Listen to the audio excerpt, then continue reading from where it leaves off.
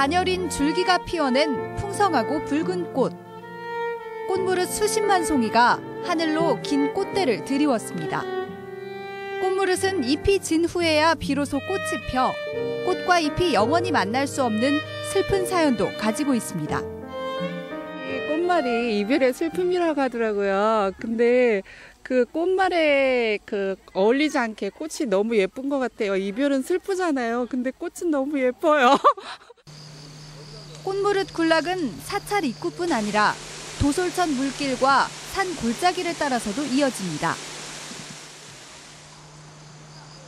이곳 사찰 주변을 두르고 있는 꽃무릇 군락은 초가을 바람과 함께 꽃을 피우기 시작해 추석 전후로 절정을 이룹니다. 고창 선운사는 영광의 불갑사, 한평의 용천사와 함께 우리나라 꽃무릇의 3대 군락지 중 하나입니다. 완연한 가을이 오지 않았나.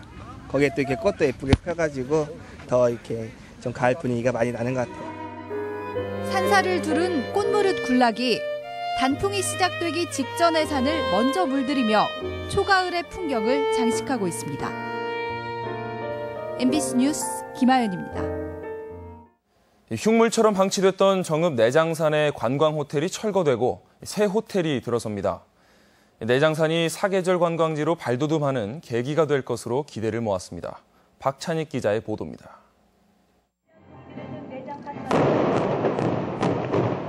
지상 8층 규모의 호텔 건물이 폭음과 동시에 뿌연 연기를 내뿜으며 차례로 무너져 내립니다. 발파 해체된 관광호텔은 지난 1981년 지어져 한때 내장산을 대표하는 명물이었지만 2006년에 자금난으로 문을 닫았습니다. 10여 년 만에 철거되는 관광호텔 자리에는 1,000억 원을 들여 지상 10층 규모의 5성급 호텔이 신축될 예정입니다. 정읍에 모텔뿐이 없었습니다. 그래서 정읍에 오는 손님들이 굉장히 불편하고 있어요. 그래서 최고급 호텔을 지어서 내장산 주민과 상인들은 호텔 신축을 크게 반겼습니다. 호텔 있었을 때는 손님 많이 들어왔죠. 숙박 손님, 주무시고 가는 손님들.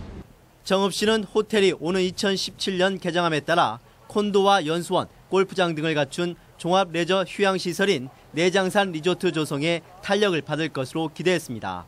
단풍은 가을에만 이 절정이 오지 않습니까? 그래서 앞으로 이 사계절 관광지화 하는데 이 관광호텔이 꼭 필요한 요소이고, 정읍의 오랜 수건 사업이었던 내장산 관광호텔의 재개발로 내장산이 사계절 체류할 수 있는 관광지로 변모하고 지역 경제 신바람을 일으킬 수 있을지 주목됩니다.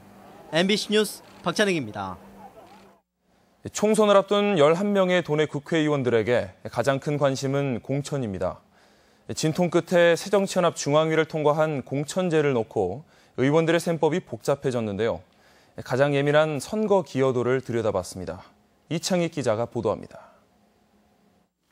새정치연합 혁신 공천제의 핵심은 현역을 평가해 하위 20%는 아예 공천에서 배제하는 데 있습니다. 평가 기준은 5개로 배점은 여론조사와 공약 이행도가 높지만 전북에서 비교 우위가 갈릴 지점은 선거 기여도입니다. 달리 말해 이전 지방선거에서 지역구 단체장 당선에 어느 정도 애를 썼느냐 따지겠다는 것입니다. 지난해 지방선거의 화두는 무소속의 반란으로 새정치연합의 참패였습니다.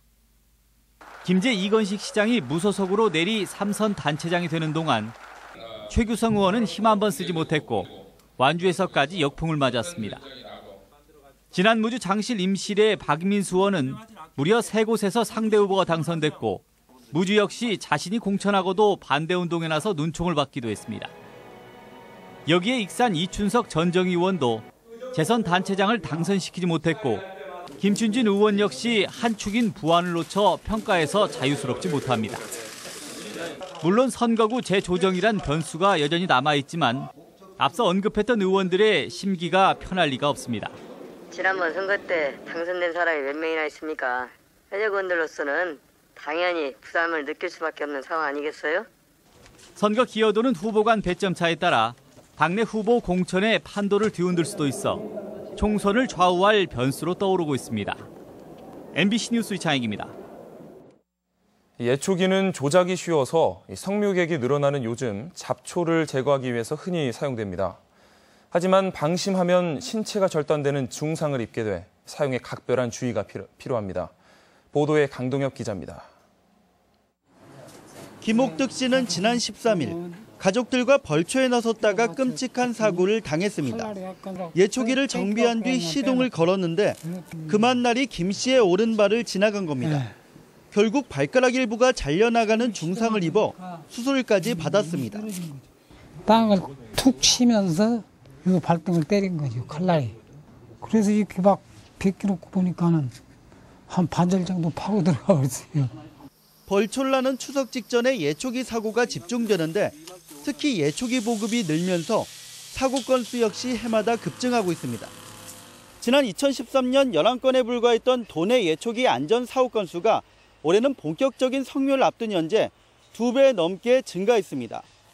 부주의로 예초기 날에 베이거나 제초 작업 중 튄 돌이나 나뭇가지에 다치는 경우가 대부분인데 자칫 잘못하면 심각한 장애를 입을 수 있는 만큼 주의가 요구됩니다. 사고를 막기 위해서는 우선 작업 전에 엔진이나 예초날 조임 상태 등을 꼼꼼히 점검해야 합니다. 특히 안전화와 보안경, 무릎 보호대 등 보호장구를 착용해야 하고 주변에 돌이나 벌집이 있는지를 살펴야 안전을 보장받을 수 있습니다. 오작동의 위험이 있기 때문에 감긴풀을 제거한다든지 예초날을 점검할 때는 반드시 엔진을 꺼야 하며 안전을 위해 2인 1조로 작업하는 게 작업 반경에 타인이 접근하지 못하도록 하고 필요할 경우 무리하게 예초기를 사용하지 말라고 전문가들은 조언합니다. MBC 뉴스 강동엽입니다. 전주지방법원은 장수군 금고 협력 사업비를 빼돌린 혐의로 기소된 전 비서실장 51살 김모 씨에게 징역 1년 6개월에 집행유예 3년을 선고했습니다. 김 씨는 지난 2010년부터 지난해까지 장수군 비서실장으로 재직하면서 농협으로부터 협력 사업비 명목으로 3억 2천만 원을 받아 가로챈 혐의를 받고 있습니다.